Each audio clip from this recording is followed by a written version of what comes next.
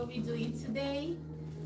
So welcome to the Express channel, and today we have an amazing person with us. And remember the topic, we're talking about what is the final solution towards red list, UK red list. First, before I start, I have to say sorry for starting a bit late. We had loads of technical issues, and that's why we had to start a bit late. So sorry about that.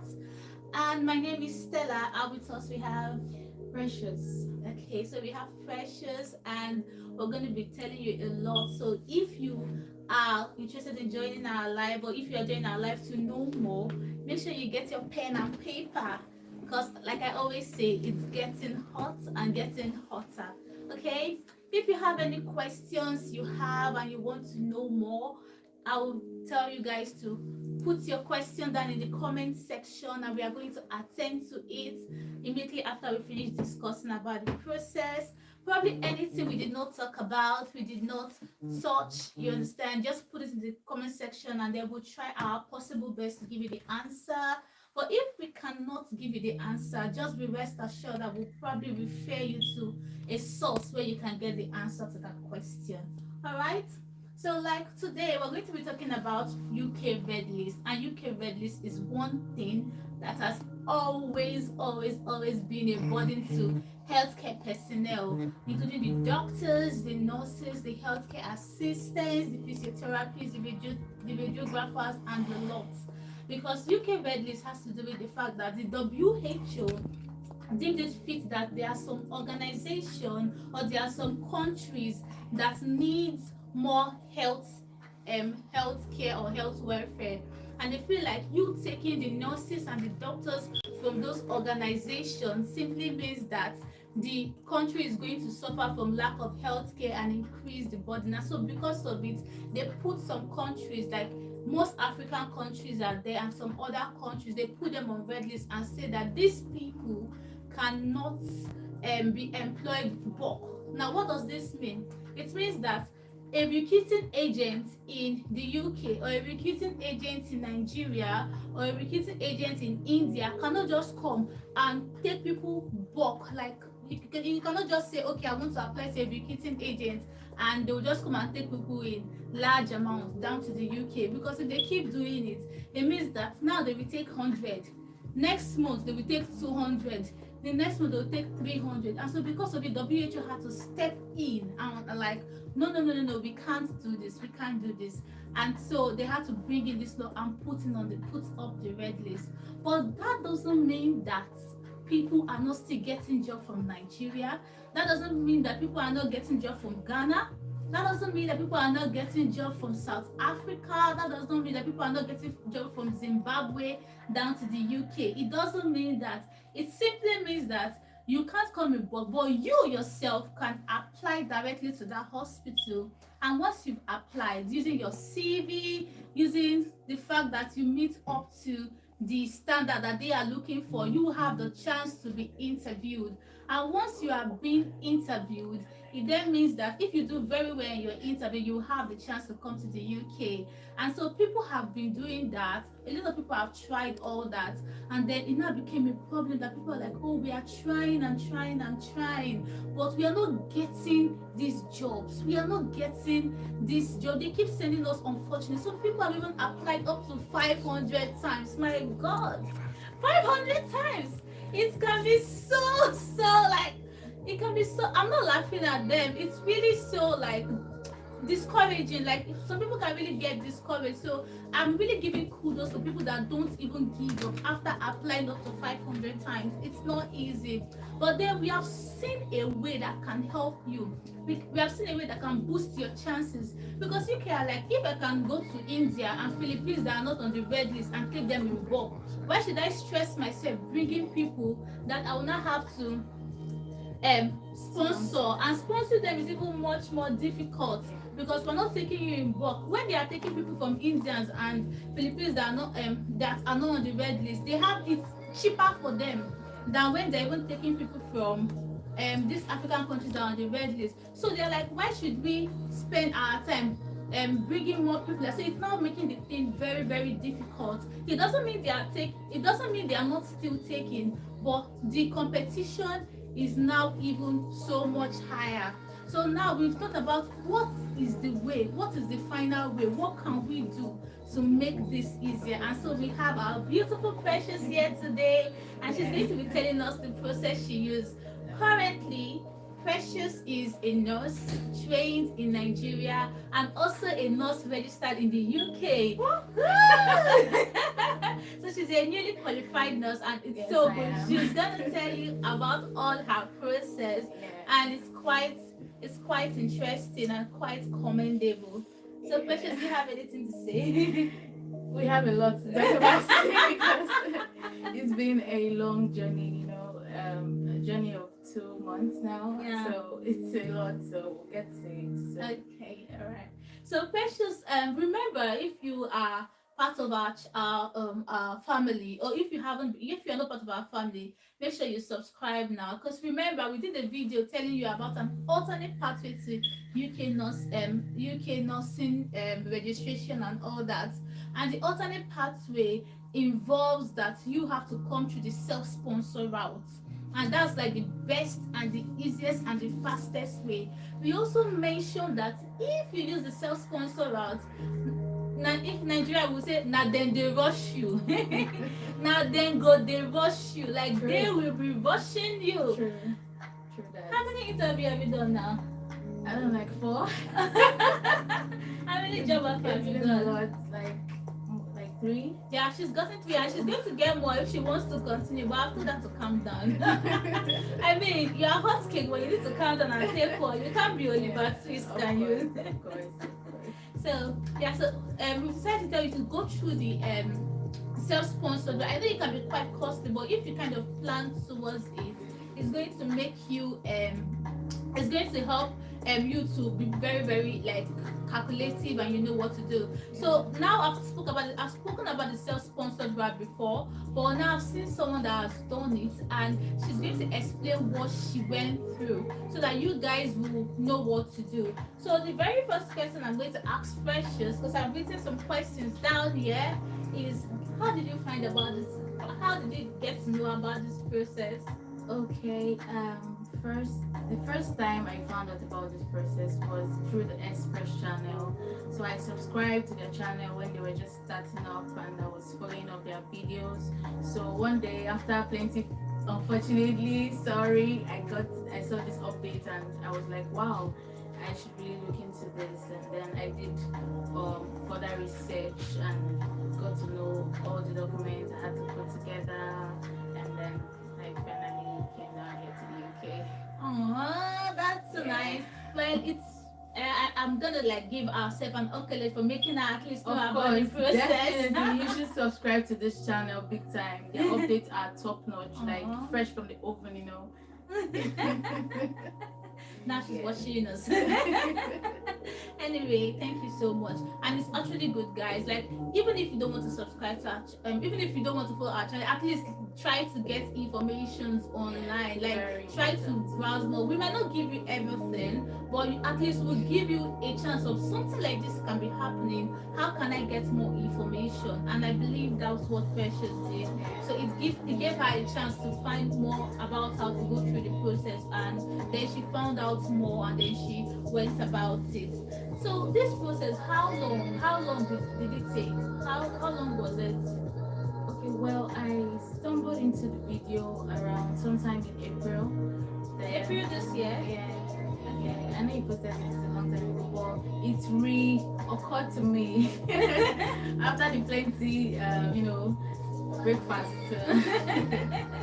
I started, April, I discussed with my parents, my sponsors, and I told them about the idea, and they saw reasons with me. So as I'm May, I started processing my visit visa, and I got to the UK June 4th of June. Yeah. And from there till when I wrote my OSCE, then from the OSCE, I wrote my OSCE July 5th. Yeah, so then I'm still here.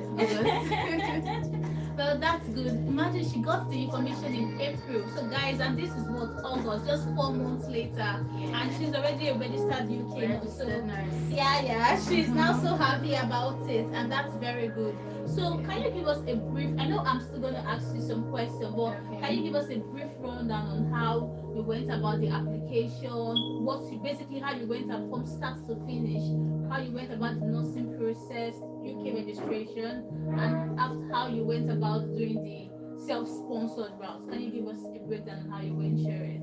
Okay, so I'm just going to go from the top. Yeah, so I wrote my IELTS in November last year. Okay. That was my first step. When I booked the IELTS in October, I booked it 1 month ahead. I don't know if I'm audible. Okay, so I booked my IELTS 1 month before, and then I wrote it November. Then after that, I did my verification NMCN to the council, to NMC UK council. So I got verified and I was given the authorization to test. So I had to wait for my IELTS result to come out first. I got my IELTS result in December. Then after that, I was already having my authorization to test. That came out like 3 weeks later. Yeah. Then after that, I took my CBT in February. I wrote my CBT in February. Then after my CBT, mind you, all the while, from the moment even before I passed my IELTS, before my results came out, I started making applications, series of applications on Track, Total Jobs, in fact, Indeed, Read, name it. I submitted lots of applications, even code mails and everything. I got one mistake interview in December. It was crazy. Like, they told me to come to Manchester for a physical interview. Like, can you imagine these people? And I was like, no, please, I can't come all the way, you know. And I sent them mails. I replied like, please, you have to schedule me for a virtual interview. You know, let me do it online. And they didn't respond. So I just back then in December, you know, I was just kickstarting the job searching process, so I didn't really know how difficult it was. I just let that one go. I was like, okay, another one will come. Oh, trust me, I didn't get another for the next 4 months, and it was crazy. It was hectic. So from November, December, January, February, March, I was applying. April, I made up my mind that okay, April, I found out about this process, this self-sponsorship route, and I made up my mind that I'm going to give Track my all for the last time. That if it doesn't work in April, then I just know, in fact, it's not by my hand I'm going to get a job interview. I just knew I had to come over. So a day, night, afternoon, I was applying to different trusts. In fact, I was only looking out for the ones with sponsorship. I can say only in April, I had more than 800 applications, and I'm not kidding you. So after that, then I knew I had to come down to the UK self-sponsored. So April, I did my findings. I got some documents. Actually, back then, I got a draft from one of my doctor friends that came to the UK to write Part 1. So she gave me a draft of how she applied for her visit visa, and it was approved for her. So I used her format to just put together my documents. Then I did the visa application online. The visa application was about £900 or $100 or so. Then that was about 96,000 naira. Yeah, so I paid for the visa. Then after that, I paid for priority. To get captured, and I think the following Monday. So it was like three days or 4 days from the day that I registered online. So I did that. I paid extra 35,000. Then I was booked in for capturing the following week. So after the capturing, I waited for another 2 weeks. That was about 10 working days. Yes, 10 working days, and I got my visit visa from Lagos though. So I booked my OSCE, because to apply for the visit visa, there are some documents that you need to put together. Yeah. So including in that, I had my.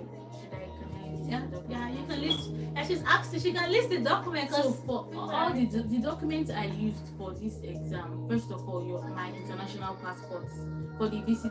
Sorry, first of all, my international passports.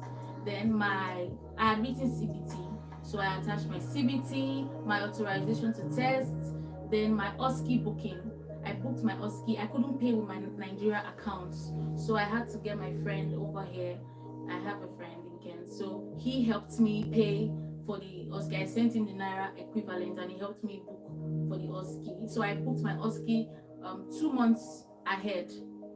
For my OSCE 2 months ahead. I just calculated it in a way, okay, if I get to the UK so time, I need enough time to practice.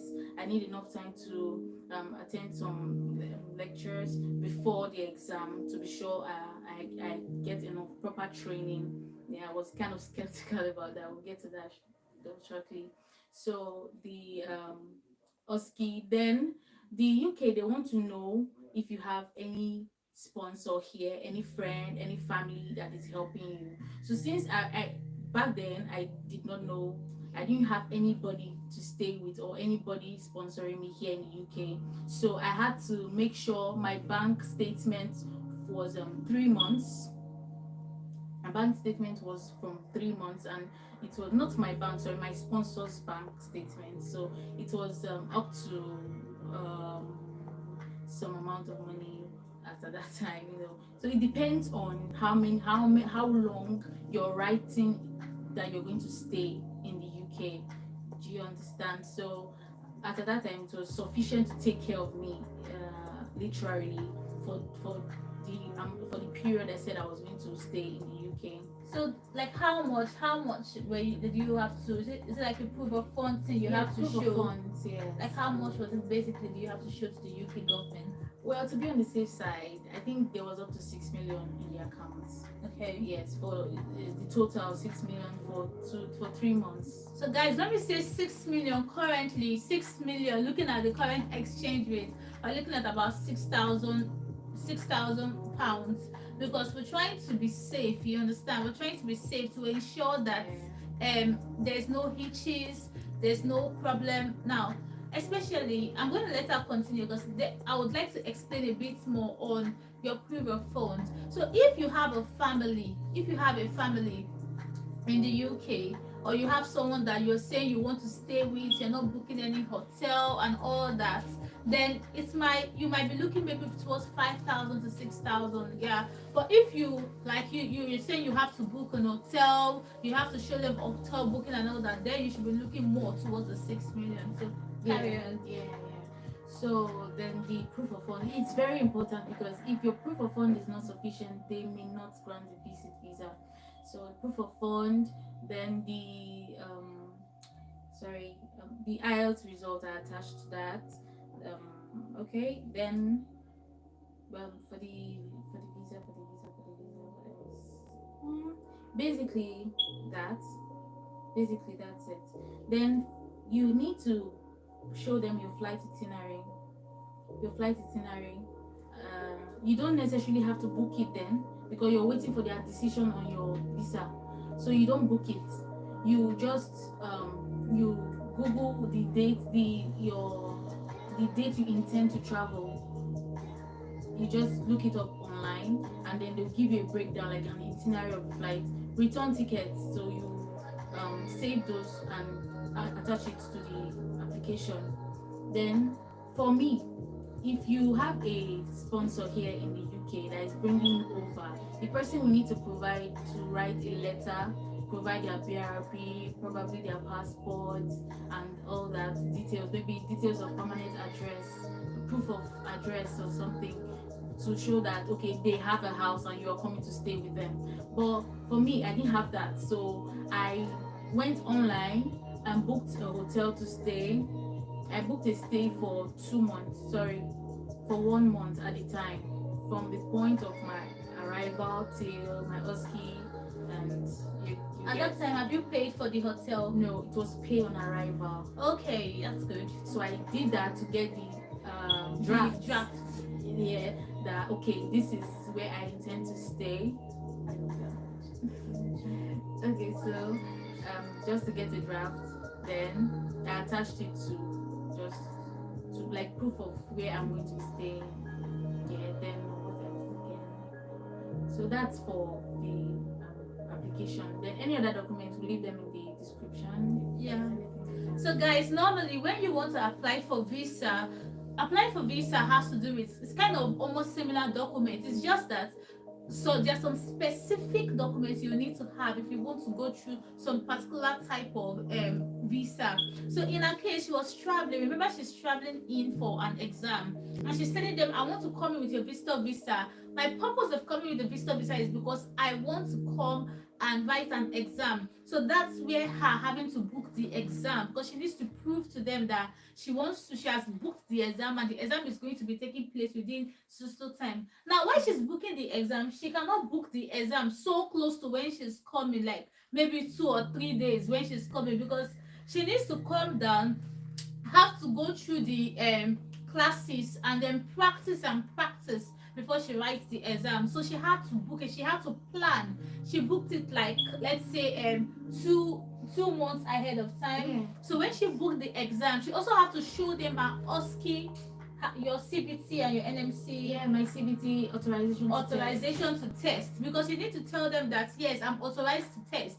So we are giving that to them as well. Another thing that you have to give to them is your flight itinerary. All you need to do is either you go online and Google Nigeria to UK, Lagos to UK, Abuja to UK, and then you're not going to pay. You're just going to book it, but then you will get an itinerary to your Google, to your email address, and then you show it to them. Preferably do a return ticket. Now, why are you doing a return ticket? I once had a friend, and her mom was coming for visiting as omugwo. You know what's called omugwo in Nigeria? She just gave birth, and her mom was coming, and when she didn't book a return ticket and she got to the embassy, they refused her to enter. Her daughter had to book the return at home before they allowed her to get into the UK. I don't know if they still do that, but just to be on the safer side, get an itinerary. You are not paying. We are not asking you to pay at that time. Just get an itinerary to get your visa. Now, once you have gotten that, if you want to book a return, remember a visitor visa lasts for 6 months. So probably if you are coming in January, or if you are coming in December, you should be booking your return probably on the 4th month or the 5th month. You shouldn't wait to reach that 6th month. It's safer. So they will not say, oh, this person wants to act strange, or probably this person wants to stay back or something. And then do you have to show them you were employed or anything back home?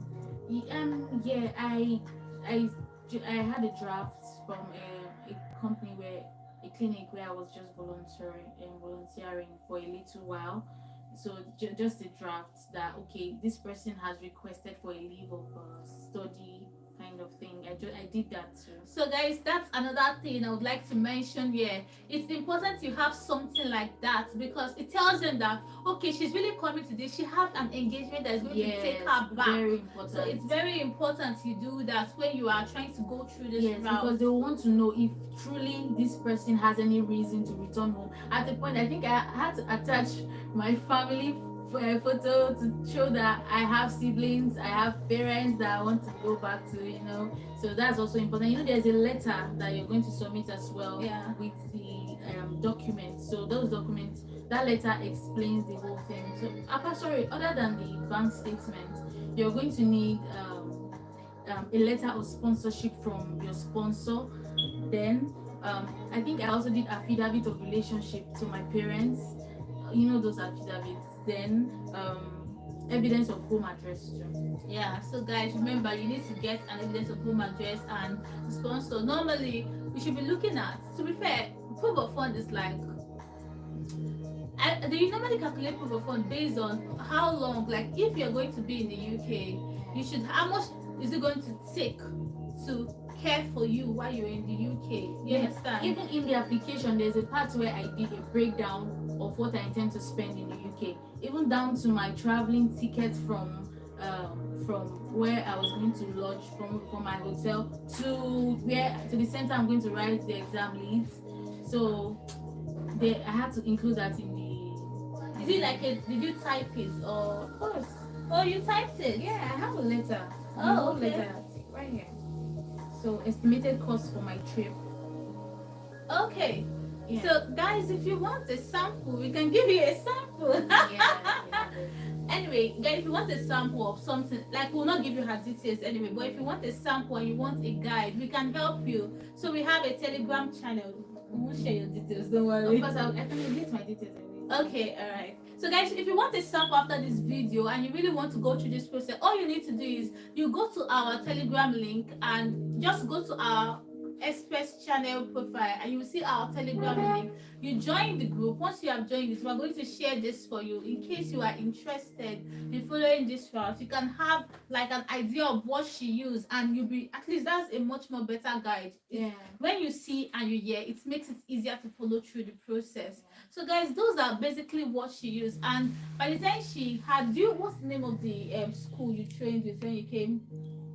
What's the name of the Oskigram.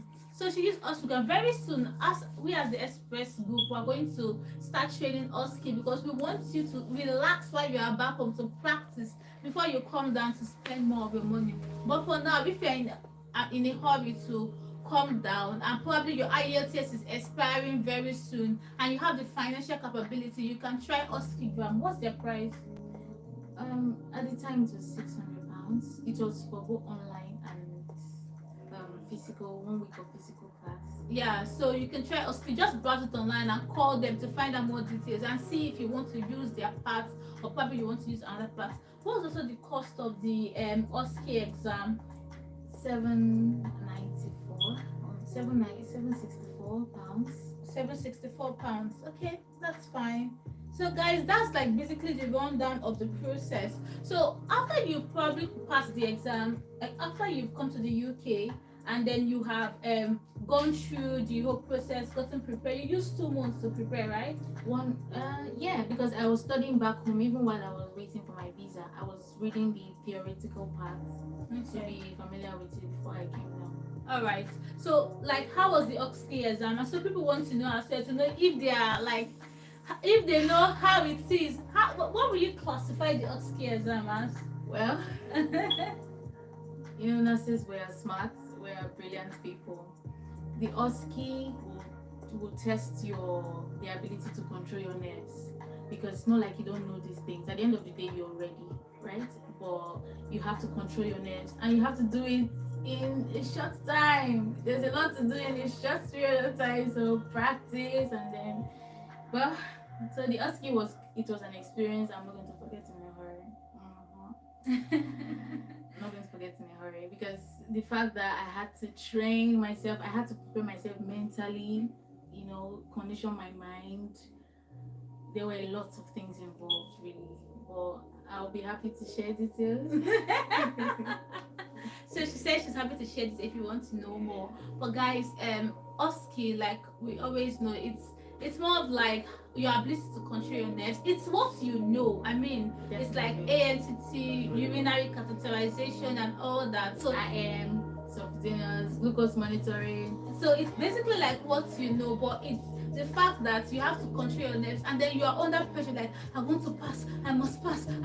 Yeah. So that kind of thing. Oh, money, and that kind of. So you're so like saying stuff and all that. So it's important that you just have to calm down and practice until you're confident.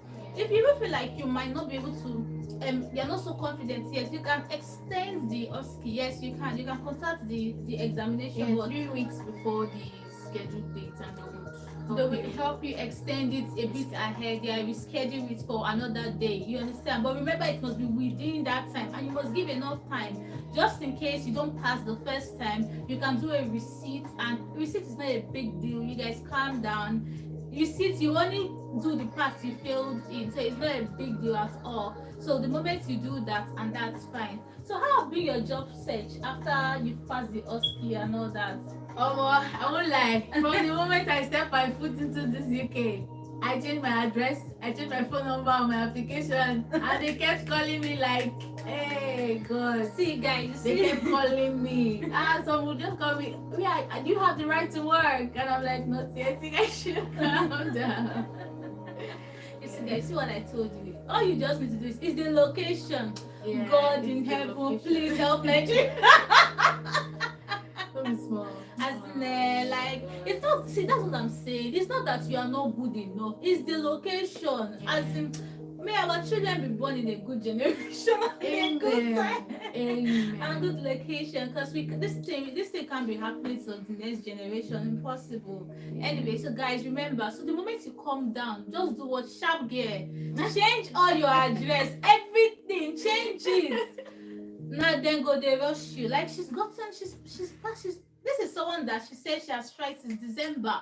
She hasn't even gotten it, and now she's gotten like 3 job offer. What are we talking about in the space of how many months? So guys, you really need to consider, like really consider. And even when they asked her, do you have the right to work in the UK? And she said no, she's a visitor visa. They respected her ability to take that step. Definitely. That they saw the eager, like the hunger in her to come down to their country, and that was why they gave her this opportunity. Because Yeah. it's something that it takes a brave heart to take this step. I really commend you. You really did well. Thank you. You really did Please well. don't make me cry. Like, I'm getting a little emotional. she really did well. Like, I'm so proud of her. Thank you. Yeah. So when you apply for visa, how long did it take? 10 working days. 10 working 2 days. weeks. Was it standard or you fast tracked it? Just normal process. I didn't first track that. Okay, all right, that's good.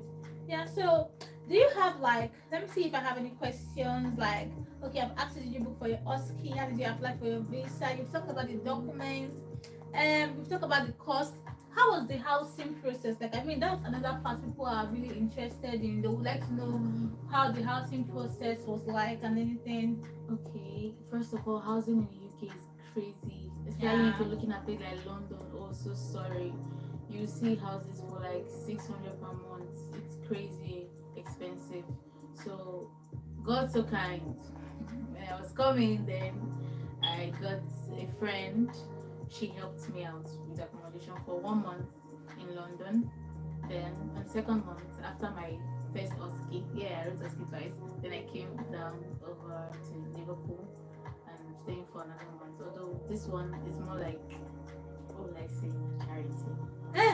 Because compared to the price of houses in the UK, it's really cheap. So, guys, we normally we started it recently. We kind of like, if you have an exam you want to write in OSCE, we kind of support you. We don't like charge you like how expensive, because we know how expensive it is to stay in.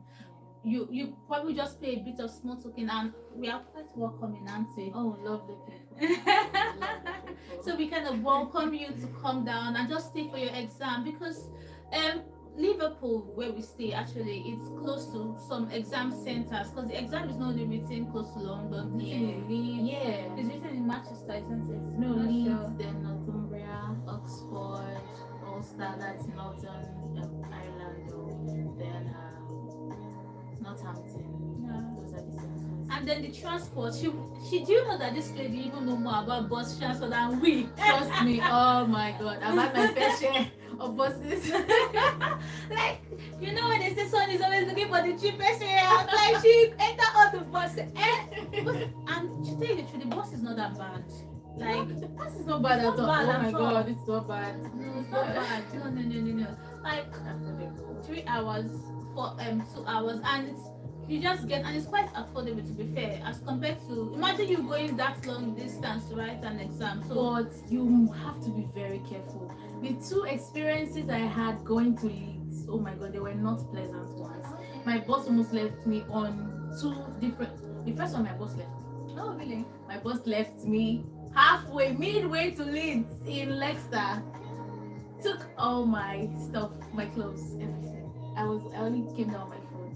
Maybe that'll be just for another day. But the God I serve in heaven, the following day was my OSCE 8 a.m. So if you're using a buses in the UK, they don't wait for anybody. They don't care. Like, let me not say they don't care. Like, I mean, coaches that carries you from one city to another, they carry a lot of people, so they don't really they can't really be looking for you up and down. So if you are using a bus, you have to be there on time. They are very, very time conscious. It's better you are there waiting for them because they won't wait for you. Yeah, and when you get into the bus, in fact, as much as possible, don't even come down till you get to your destination.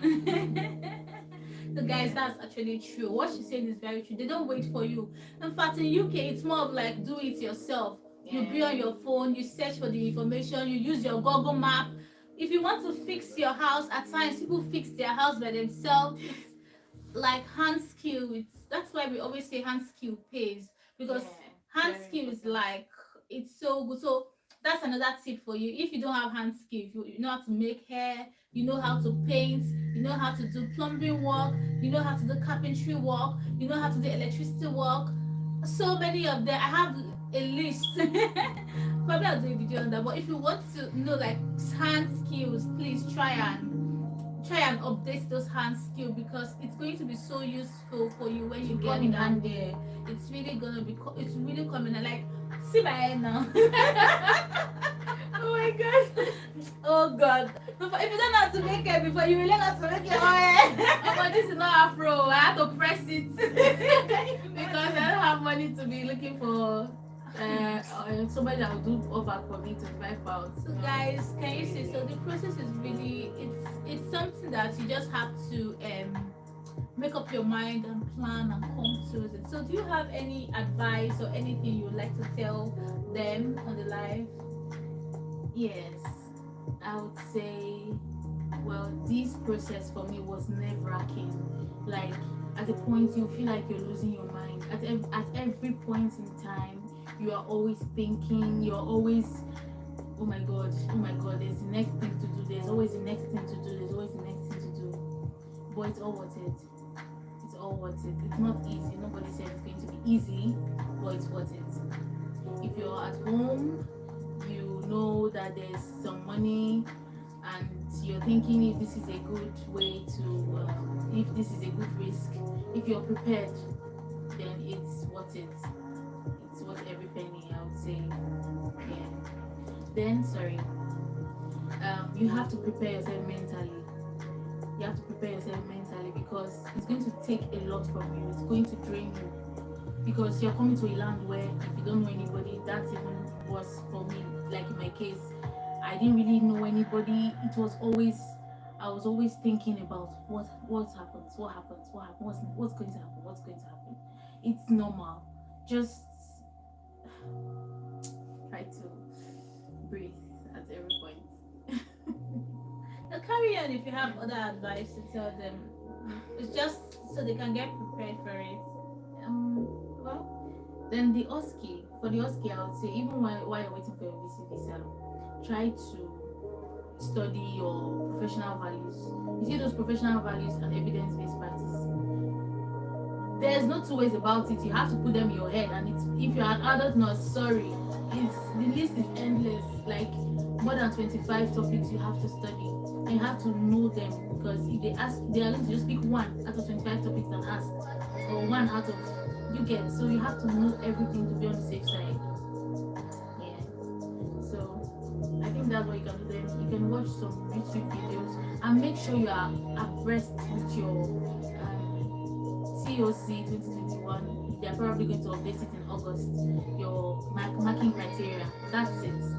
That's what you need to know. Do you understand? But for those courses, sorry, I'm not trying to do OSCE training. No, but it's okay. For those practical, the skills, the clinical skills, there are some things that are not written there, but you have to do it. You just have to do it based on practice. Do you understand? So you get to find that out with time. Maybe when you watch videos or attend some tutorials, you get to find that out. But the things you can put in your head, make sure you put it in your head even before you come. So guys, thank you so much, Precious, for your time. Sincerely grateful. Thank you. So guys, that's the process of using the self-sponsored route. Like she said, you need to be mentally prepared. I'm not going to sugarcoat anything. I'm not going to say, oh, it's so easy. No. You need to be prepared for it. You need to tell yourself, especially if you're someone that your IELTS is expiring or your CBT is expiring, you need to sit and ask yourself, do I still want to go through this travel abroad process or do I just want to stay back? you need to ask yourself, do I want to try another country or do I want to go to the UK? To be fair, the UK is very, very straightforward. Then you need to ask yourself, how much do I have in my account? How much do I want to use, do a proof of fund? If you know how to do proof of fund, I'm not going to talk about that here online, but do you want to do proof of fund, you can do that. You understand? Now, once it's not like you're paying the proof of fund to anybody, so you can do a proof of fund if you want to do that. Then the next thing you'll be accessing, okay, when I've done my proof of fund, have I looked? You have to look at the nursing process side, you have to look at the visa. Those are two different aspects. The nursing process side, you have to book your exam ahead of time. Once you booked your exam ahead of time, did you pay for it before your visa?